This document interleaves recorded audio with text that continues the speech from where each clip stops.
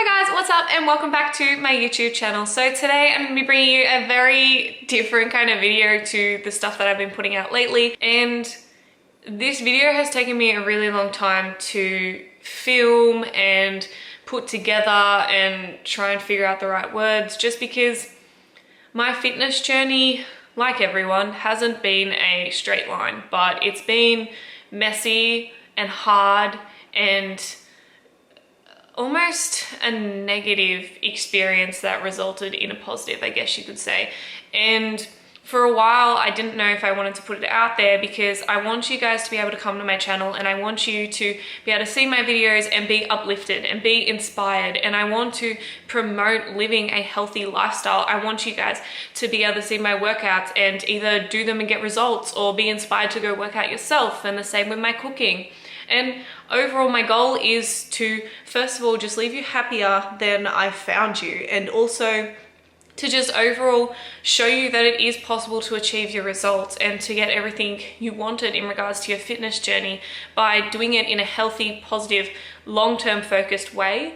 And because of that, I guess I answered my own question there. And I think for you guys to be able to relate to me and for you guys to understand where my values and my such a strong passion for the subject has come from, you guys really need to understand where I've come from as a person and where I first started.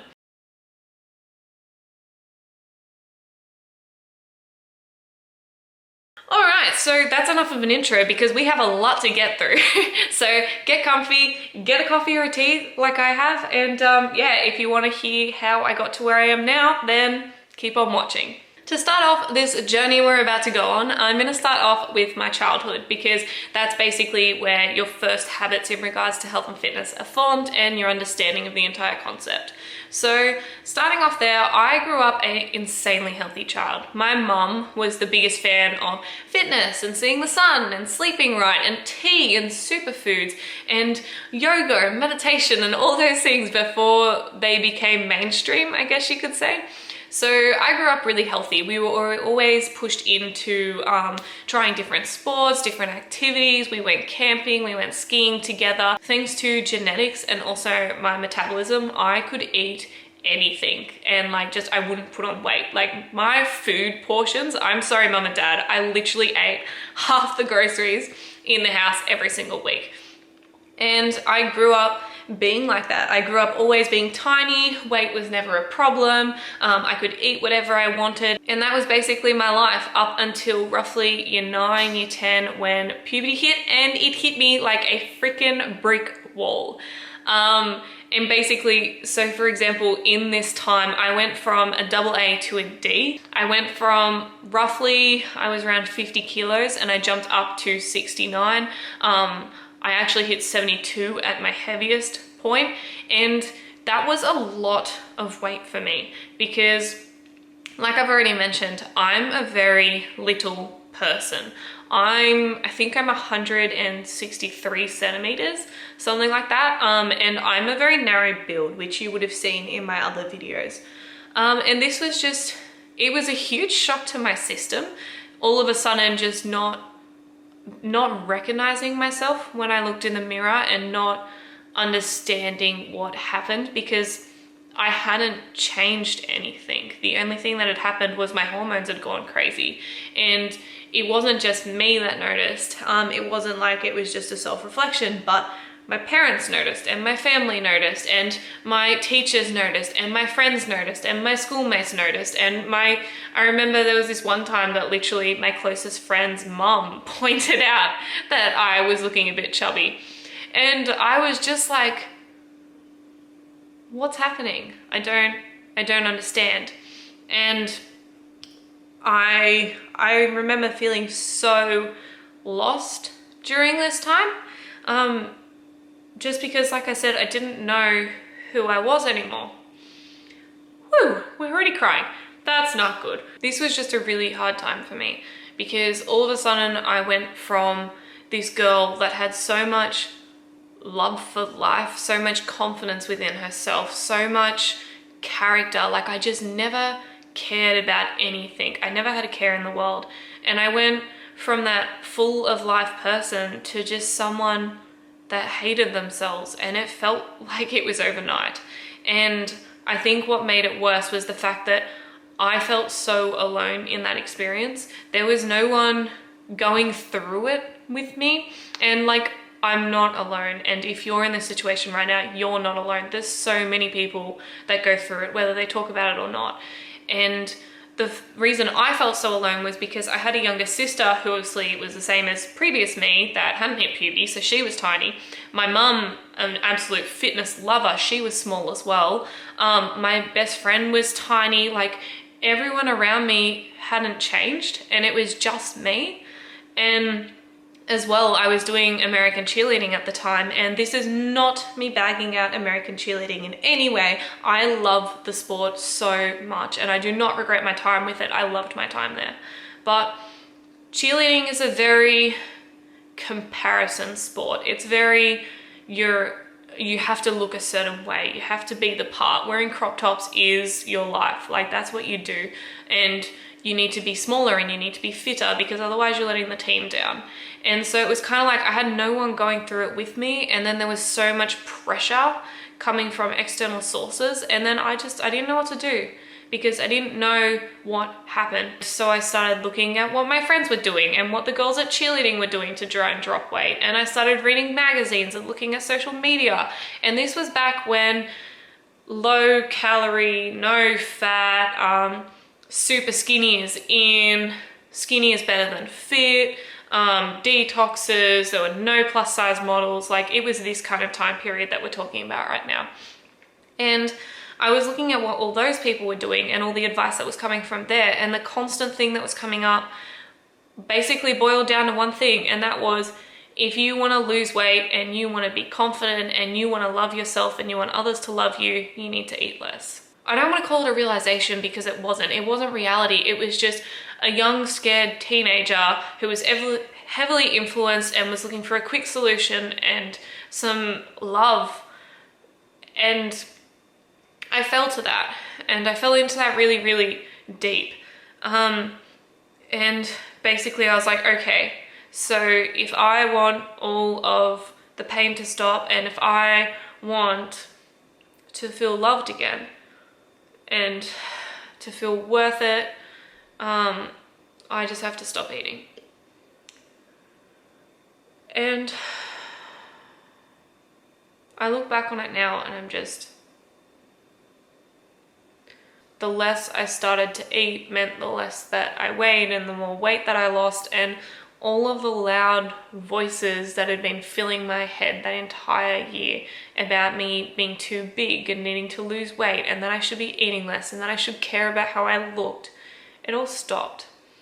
And the more weight that I lost, because the less I was eating, those voices actually changed. And all of a sudden, I wasn't being told that I needed to lose weight, but I was being told that I was doing such a great job. And I was being told that they're so happy for me that I've found a healthy routine that's working for me. And they told me that I was starting to get small again, and that I should be proud of myself. And all of a sudden, my scared, young, lonely self connected the idea that if I just don't eat, then people will love me. And that was it. It got really bad after that. And for me personally, I think the reason that no one noticed at the time was the fact that I never looked anorexic when it first started. And when I started losing weight, it was the weight that I'd put on during puberty. So everyone just assumed that my hormones were balancing out and I was going back to my normal size that I was. And no one realized that, like, how I was doing it, and no one asked, because no one thought there was anything to ask about. The next big thing to happen was when I was roughly halfway through year 11, so my second last schooling year, and my grandpa got really sick, and my whole mum's side of the family lives over in Holland, and my mum instantly wanted to go over to be with her dad. My dad just got a promotion, so he couldn't leave, and that left me and my siblings to figure out whether we wanted to go or not. And for them, it was pretty simple because they were in younger years and it didn't really matter. But for me, it would have meant repeating year 11 and graduating with a different year group. So I ended up staying with my dad. So I don't want to go too far into it because, like I said, I don't want this video to be triggering. I really don't mean for this video to be getting you guys upset. I hope I'm the only one crying here. My dad was working ridiculously long hours because he'd just been promoted. He had a lot of pressure on himself. So because of that, I was alone a lot. And the way that it worked out, because he was working such late nights, is I was cooking dinner, which meant I now had no supervision and total control over every aspect of what I was putting into my body. I got so restrictive that at least twice a week I would have to binge eat because I just couldn't control it. And then that turned into a straight up bulimic episode after every single binge eating. I ended up dropping down to 40 kilos. You get in this cycle where it's like no matter how much weight you lose, you haven't lost enough. This was also a time in my life where I was having around 12 to 14 cups of coffee just to try and keep me awake, just to keep me functioning, because something that no one tells you about eating disorders, which is probably, it was the scariest part of it for me, is the fact that you lose your ability for your brain to work. And I got so bad that I couldn't even tell if I was dreaming or if I was awake some days. Like, the best way I can describe it is when you are in such a deficit and your body is in the biggest fight mode of its life, is it feels like after you've had a ridiculous amount to drink and you're not going to vomit and you're not going to pass out, but you're just sitting there and watching life go by, and it's kind of like you're spectating your own life. And then the next morning you wake up and you're really hazy and you don't remember what happened. And that's what every single day was like for me. And the worst bit was I was so deep in my eating disorder and I was still getting told how well I was doing and how proud I should be. And I had no one there telling me that I was doing it wrong. I had no one there like telling me how messed up I was. Everyone was just like sitting there clapping, telling me that I've found the way and this is how I should be living my life. And the idea of that was so scary. I was so hungry, I couldn't sleep. Like, an eating disorder is not fashionable. It's not cool. Like, looking skinny, unless you're naturally that way, like, it's not worth it. And it's not fashionable. It's not cool. It's not cute. It's not fun. It's not anything like that. It's so freaking hard. So fast forwarding to when my mum got home, basically, it was a huge shock to my system because it was the first time someone had realized that what I was doing was messed up and that I shouldn't be doing it. And it was the first time that I'd heard that. And for me, it was really hard and I was in denial for a really long time because I was like, I don't understand what you mean. I've been doing this now for 3 years and I have never been more popular in school. Guys have never been more interested in me. I've never been more proud of my body. And everything I was doing was so disformed in my head that I just couldn't see the light. And then that scared me because then I started to realize things and notice, like what I was saying about the brain function. It used to scare me, but the idea of listening to my mum and putting the weight back on and going back to being bullied and hating myself was like, I couldn't understand why I would do that to myself. So I was stuck between a rock and a hard place where I didn't want to go back to where I was, but I didn't want to keep doing what I was doing, and I didn't see the light at the end of the tunnel. I was just kind of existing and I didn't really know what to do. And if this is you right now, and if you're currently lost and trying to find your own way and figure out how people do find happiness and find a good way to stay at, it happens. It really does happen. And you need to trust in the system as much as you're not going to want to trust in the system. Like, when your loved ones are trying to tell you something, they're right. And you know they're right. And it's scary, but if you don't do it, you're gonna regret it. So the light at the end of the tunnel for me was when I found a nutrition company that genuinely cared about their people, and they had the most supportive, loving, healthy community associated with them, as well as a boot camp. Finding this nutrition company and the community surrounding it was the supportive group that I needed to finally find my way again, because you can have the most supportive, loving, caring family like I did, that constantly trying to guide you and be there for you every step of the way. But there was something so different about being mixed with a group of different people, that some of them were like me, some of them had eating disorders, some of them were trying to lose weight and had always been super overweight, some of them were just trying to find a better, healthier life. Being surrounded by lots of different people that were broken in different ways and trying to fix themselves in better ways and work towards a better future, it was empowering. And watching some of the people there do it, like one of the girls there, I think she was 25 by memory, and she'd lost 30 kilos.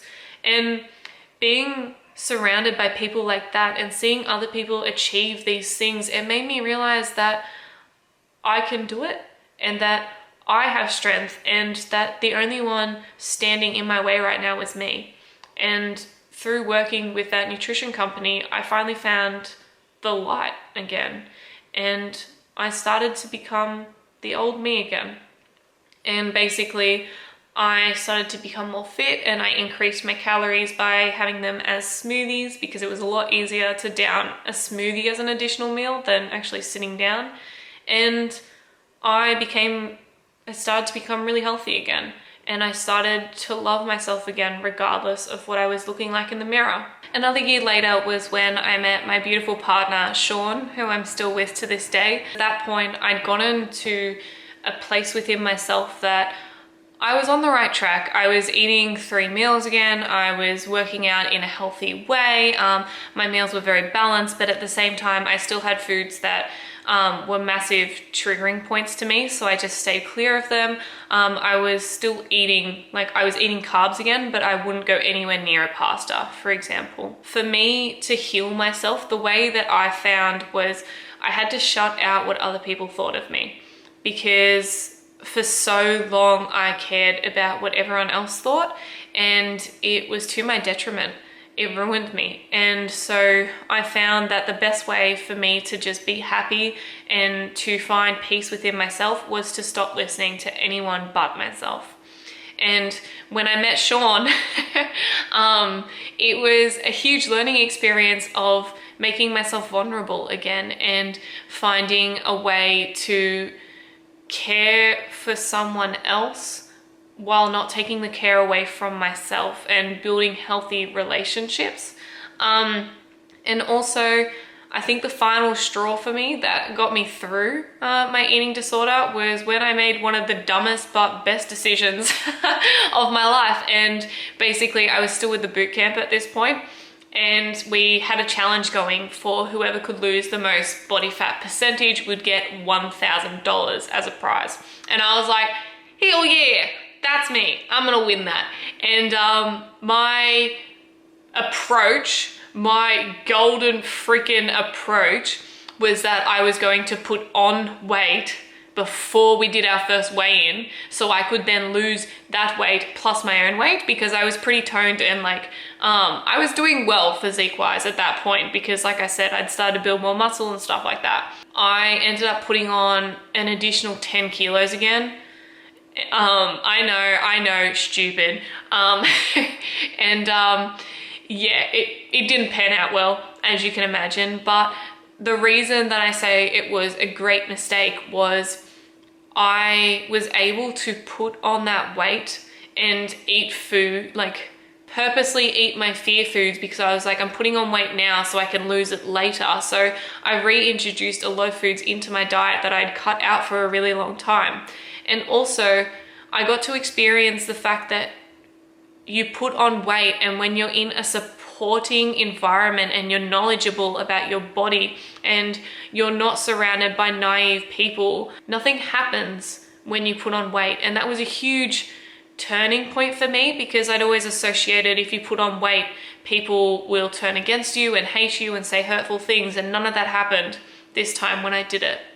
And the last thing, which I couldn't thank Sean more for, was the fact that when I put on weight, he still saw me as beautiful, because it wasn't my actual body that he loved, it was me. It was my personality and the way I am around him and what I bring to the table, and it had nothing to do with how much I weighed on the scales. And that was the final part that got me through, because I was like, I can be loved no matter what size I am.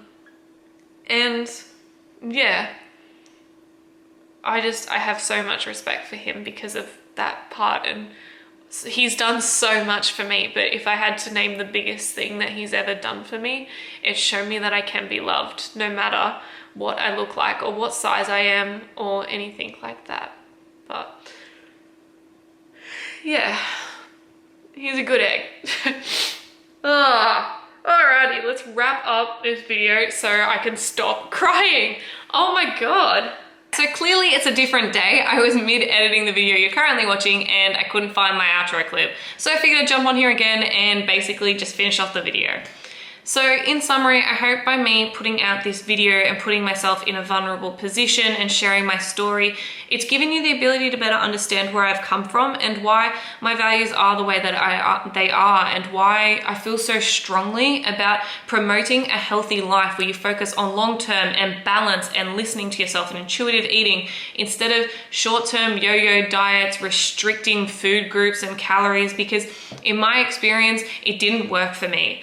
I'm not saying that counting calories and macros is a bad thing. Some people do really well off it. I have friends that absolutely love counting calories, and that's great. If that works for you, then 100% go for it.